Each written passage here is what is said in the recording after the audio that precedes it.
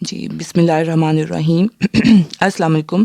जी, question number 9 में आपने क्या करना है, ये एक नया मेथड है। पिछले 2 वीडियोस में आपने पढ़े हैं कि एक आपने प्राइस रिलेटिव निकाला था और एक आपने चेन बेस्ड मेथड निकाला था। अब ये क्वेश्चन नंबर 9 क्या है?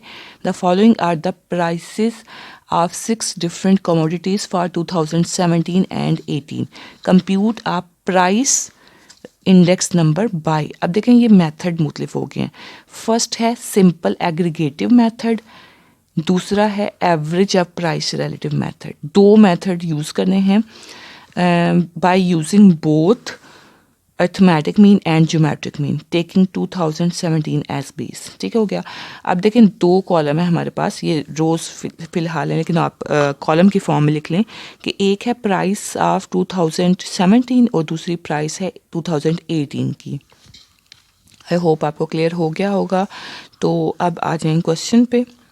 ये 2017 की प्राइस और 2018 की प्राइस, क्योंकि दो ही साल लिखे हुए हैं ना, तो आप जो बड़ा साल है उसको पी एन कह लें और छोटे साल को पी नॉट कह लें। क्लियर? तो फार्मूला आपने वही बेसिक लगाना है, P O N is equal to P N over P not multiply by 100।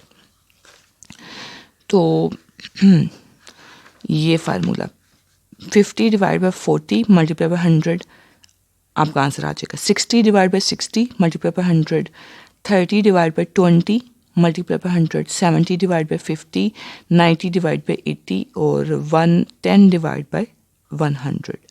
ये आपका आ गया। लेकिन इसको भी बनाने की ज़रूरत ऐसा सच नहीं है। अगर आप ये नहीं बनाना चाहते आप मत बनाएं। इस क्वेश्चन में पूछा क्या गया था, ये दो कॉलम गिवन है, पूछा है सिंपल एग्रीगेटिव मेथड। अब सिंपल एग्रीगेटिव मेथड पे ध्यान दें, ये हमें निकालना है। इसका फार्मूला क्या है? देखें ये फार्मूला तो वही है ना, P N over P not multiply by 100। बस चेंज क्या है, इसके साथ भी समीशन आ जाएगा और इसके साथ भी समीशन आ जाएगा, यानी कि समीशन पी एन डिवाइड में summation P naught, summation P N, यानी कि पी एन का जो कॉलम है उसको जमा कर लें और पी नॉट के कॉलम को जमा कर लें। ऊपर 410 आ जाएगा डिवाइड में 350 मल्टीप्लाई बाय 100। तो ये आपके पास सिंपल एग्रीगेटिव मेथड से आंसर आ गया। ठीक है, आई होप आपको इसकी समझ आ गई है कि क्या करना है। पहले पार्ट के लिए सिर्फ ये करना है, ये वाला हमने दूसरे पार्ट के लिए करना है।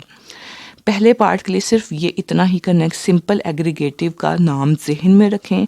इसको अब आपस में आपने मिक्स नहीं करना कि पिछले मेथड से। सिंपल एग्रीगेटिव एक डिफरेंट मेथड है और इसका फार्मूला है summation P N over summation P not multiply by 100। Next है average of price relative method by using both arithmetic mean and geometric mean.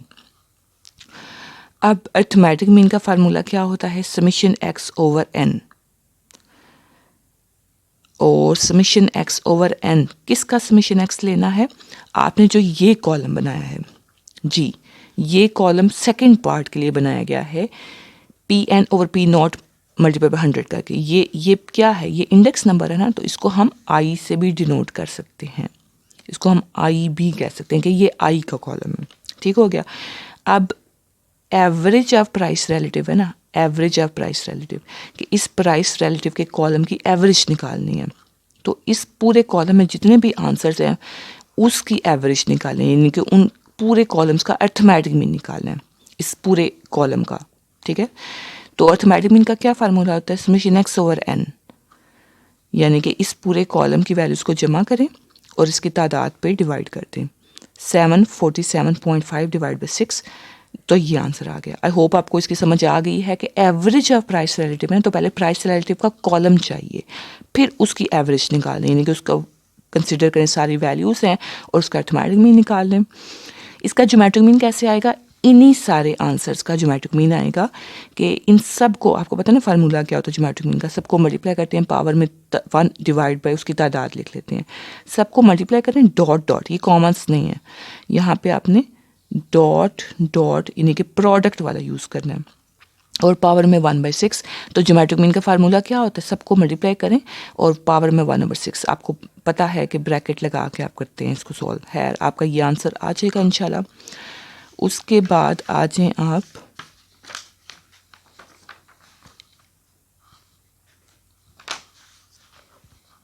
Question number 10 पे।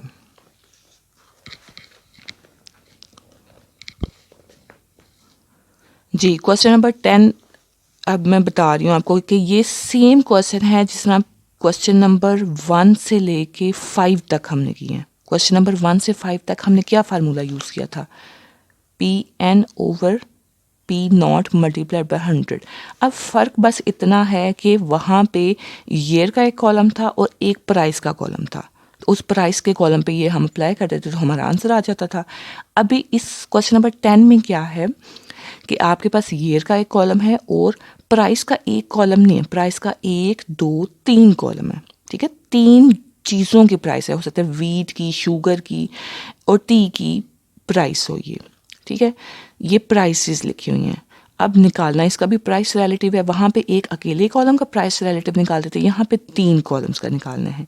ऊपर heading दे price relative ABC। अब price relative आपको पता है 18 divide by 18 multiply by 100, 22 divide by, यानी कि P0 हमारे पास फिक्स हो गया है ये। 22 divide by 18 multiply by 100, 28 divide by 18 multiply by 100, यहाँ पे 18 पे डिवाइड करना है।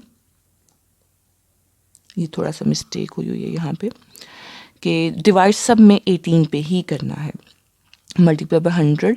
और आपका जो आंसर हो सकता है ये आंसर डिफरेंट हो, आपका जो आंसर आएगा आपने वो लिखना है। 31 डिवाइड बाय 18 मल्टीप्लाई बाय 100, आप अपना आंसर लिख लें। ठीक है, उसके बाद बी का कॉलम का कैसे निकलेगा? आपने P0 फिक्स कर देनी है 85, यानी कि 85 divide by 85 multiply by 100, 76 divide by 85 multiply by 100।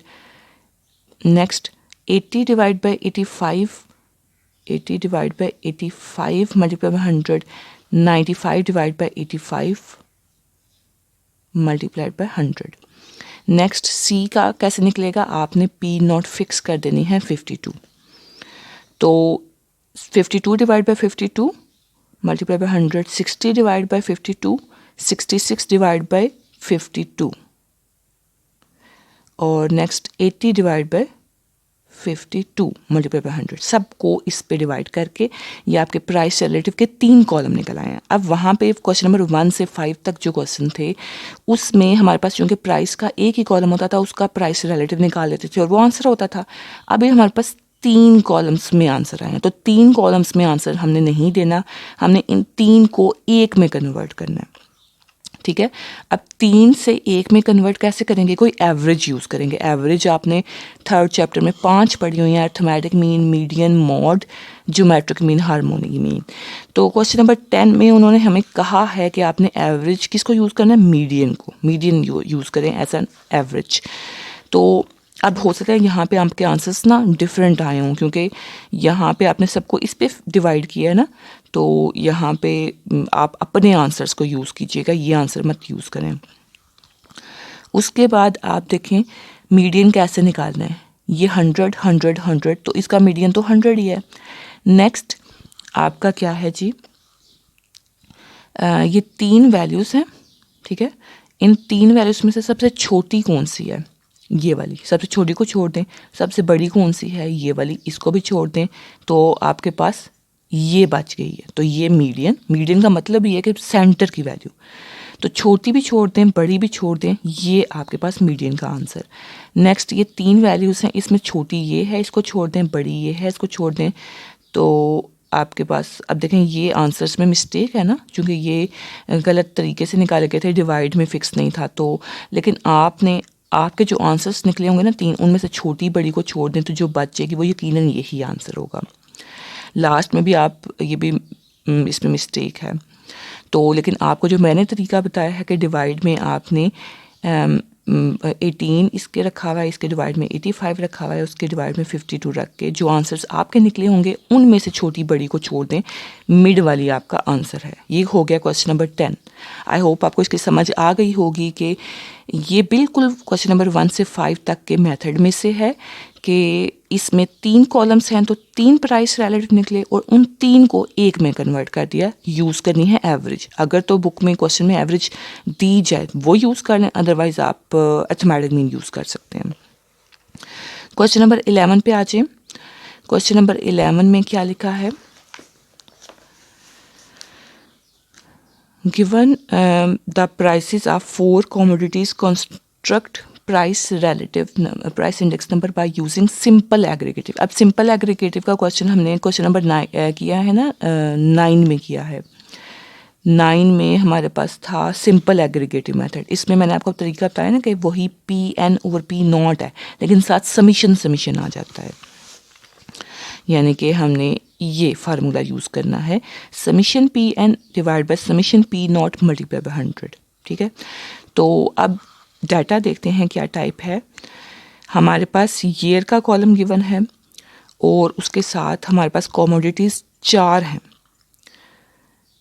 Firewood है, सॉफ्ट केक है, ऑयल है और मैचेस हैं। ये 4 कॉलम में प्राइसेस गिवन हैं। ठीक है, अब इन 4 कॉलम का क्या करना है, इस 4 कॉलम को एक कॉलम में कन्वर्ट करें, टोटल कर लें इनका।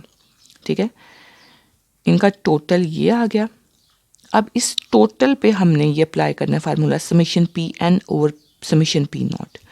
यानी कि ये जो पहले वाला साल है ना, इसको बेस ईयर कंसिडर कर लें, तो इसके सामने जो टोटल है ये P0, ये फिक्स हो गया P0। तो बाकी जो हैं नीचे तीनों वो P(n) बारी बारी चेंज होंगे। तो this one divide by this one, यानी कि इसके पीछे यही है फिक्स्ड। P0 तो डिवाइड में भी ये आएगा multiply by 100। This one divide by this one 6.01 multiply by 100, 5.81 divide by 6.01 multiply by 100। Divide में 6.01 ही लिखना है। 6.56 डिवाइड बाय 6.01 मल्टीप्लाई बाय 100। तो ये आपके पूरे कॉलम बन जाएंगे। उसके बाद आ जाए ये फार्मूला तो हमने यूज़ कर लिया, हमने पूरा कॉलम बना लिया। अब पिछले सिंपल इंडेक्स में और इसमें क्या फ़र्क था सिंपल एग्रीगेट में, कि उसमें एक प्राइस का कॉलम था और नहीं, उसमें 1962 के नीचे था सारा और 63 के नीचे था सारा, तो आपने उनको जमा कर लिया था। मैं आपको दिखा देती हूँ। ये था 2 साल थे और 2 साल, एक को P0 कह लिया, एक को P(n), और उन 2 सालों को जमा कर लिया। यानी कि सालों के आगे जो वैल्यूज़ होती हैं उनको जमा कर लेते हैं। ठीक है, तो वो हमने सिंपल एग्रीगेटिव के तौर पे this one divide by this one कर लिया था। तो अभी भी काम हमने यही बिल्कुल किया है कि हमारे पास 1, 2, 3, 4 साल हैं, तो हर साल को जमा कर लें। ठीक है, हर साल को जमा किया तो ये आ गया। तो इसको ये चूँकि P0 है, ये P0 और इन सबसे बारी को इस पे डिवाइड करते जाए। This one divide by this one, this one divide by this one, this one divide by this one. तो ये आपके पास सिंपल एग्रीगेटिव मेथड हो गया। उसके बाद दूसरा इसका मेथड क्या है, वही जिस तरह हमने पिछले क्वेश्चन नंबर 9 में किया था, average of all years aggregate as base. Average of all years, तो ये मैं आपके सामने करती हूँ। अब एवरेज ऑफ ऑल ईयर्स में क्या करना है, ये कॉलम बना लेना है। जी, इसमें वर्ड लिखा है ना कि average of all years aggregate as base, कि बेस आपने अब P0 क्या लेना है, इस जो ये सारे एग्रीगेट निकले ना इनकी एवरेज, यानी कि this one plus this one plus this one plus this one, इनको जमा किया तो ये निकला है, डिवाइड 4 पे किया कि 4 तादाद थी, तो ये आपका 6.225। अब ये P0 आपने लेना है।